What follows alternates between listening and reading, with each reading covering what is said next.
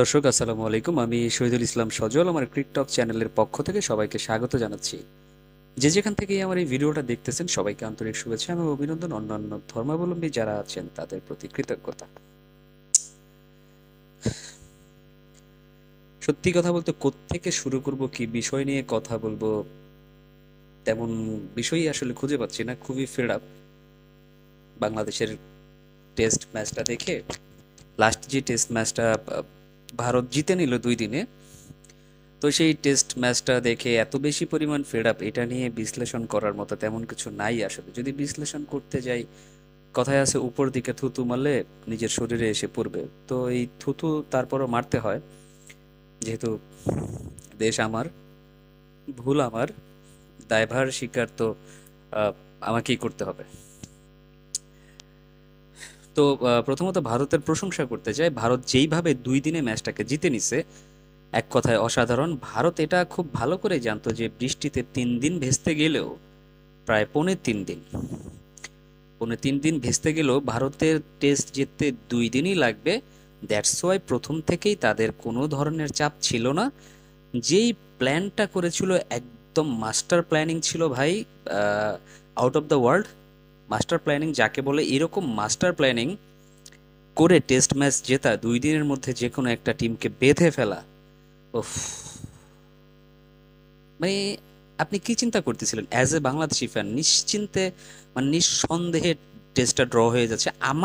আমাকে যদি জিজ্ঞেস করেন, এক সত্যি করে বলবো যে আমি ফ্র্যাঙ্কলি বলতেছি যে আমি বিশ্বাস করেই নিছিলাম, বা এটা আমি মানতেছিলাম যে এই টেস্টটা অ্যানি হাউ ড্র হবে, অ্যানি হাউ।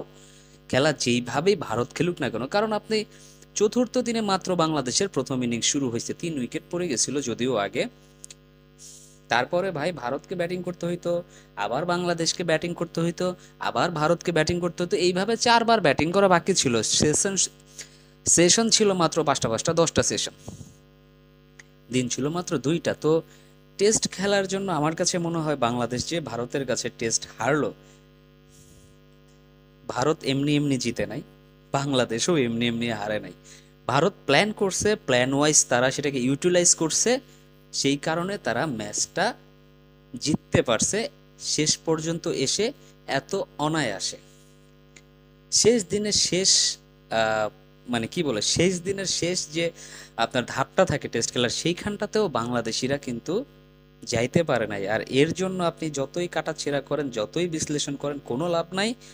দোষ আমাদেরই, আমাদের দোষেই আমরা ফাঁদে পা দিয়েছি। সেই ফাঁদ থেকে আমরা বের হইতে পারি নাই, বরঞ্চ সেই ফাঁদ থেকে বের হতে গিয়ে আমরা আরো বেশি পরিমাণ ফাঁদে পড়ছি।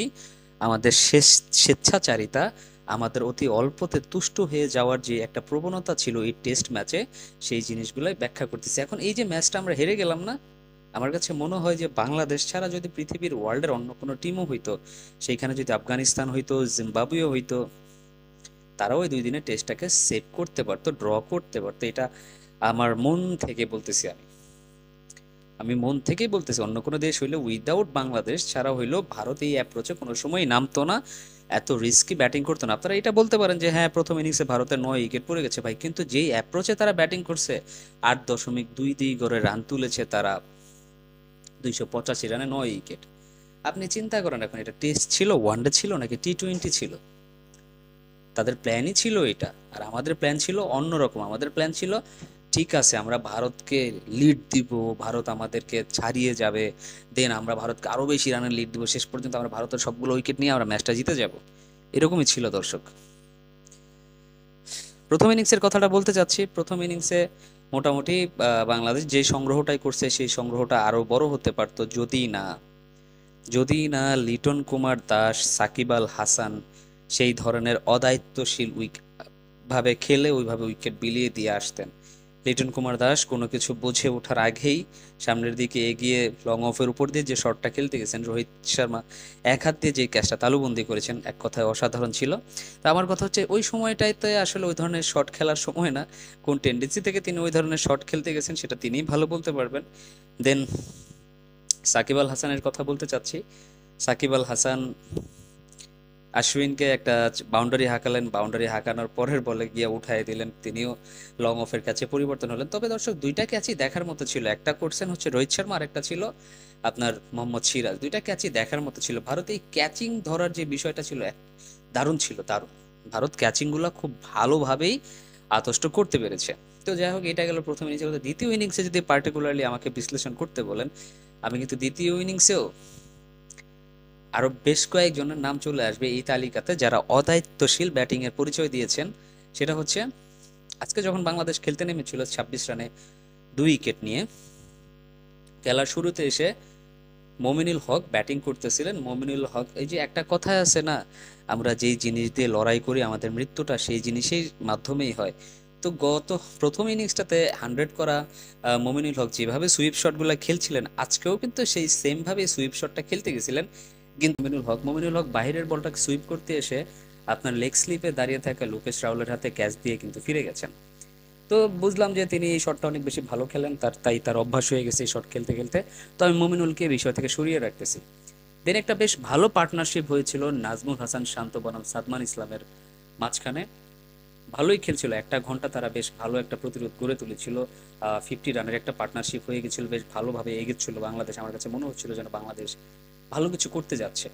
মোস্ট প্রবাবলি 200-250 রানের মতো একটা লিড যদি ভারতকে দেওয়া যেত 30 বা 40 ওভার হাতে রেখে, তাইলে হয়তো বা ম্যাচটা জমে যেতে পারত।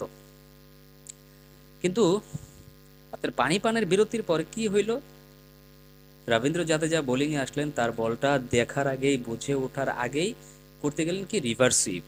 ভাই, আমাদের তো রানের দরকার ছিল না।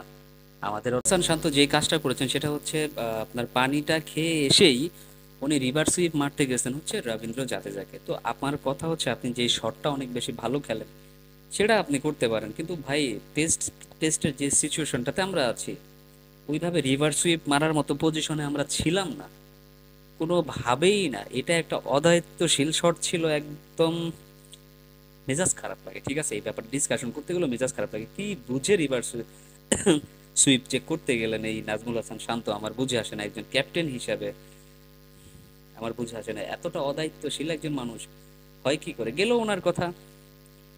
তারপরে আসি সাদমান ইসলামের কথা। সাদমান ইসলাম 50 করছেন, হ্যাঁ আরো 4-5টা টেস্ট আমার খেলাও হয়ে গেছে, আমার দায়িত্ব শেষ। হ্যাঁ, ওনার দায়িত্ব শেষ করে উনি 50 রান করে অফ স্টাম্পের মোটামুটি 8-9-7-8 স্টাম্পের বাহিরে যে বলটা ছিল সেটাতে তিনি ব্যাট চালায় দিয়ে গালি অঞ্চলে আউট হয়ে ফিরে গেছেন।